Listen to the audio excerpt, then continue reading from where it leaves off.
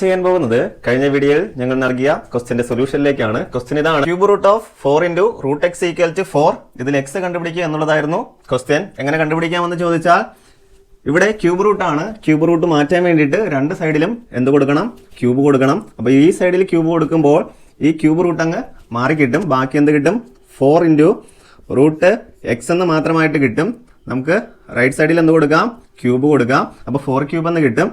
4 × √x = 4 cube എന്ന് പറയുന്നത് 64 ആണ്. ഇവിടെ 4 × √x = 64 എന്ന് കിട്ടി.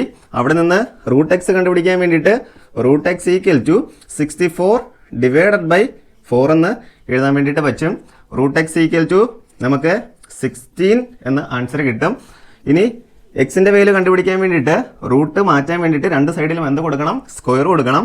അപ്പോൾ ഇവിടെ x ആയിട്ട് മാറും, ഇവിടെ 16 സ്ക്വയർ ആയിട്ട് മാറും. എക്സിന്റെ വാല്യൂ എത്രയാണ്? 16 സ്ക്വയർ എന്ന് പറയുന്നത് 256 ആണ്. അങ്ങനെയാണെങ്കിൽ എക്സിന്റെ ആൻസർ എത്രയായിരിക്കും? 256.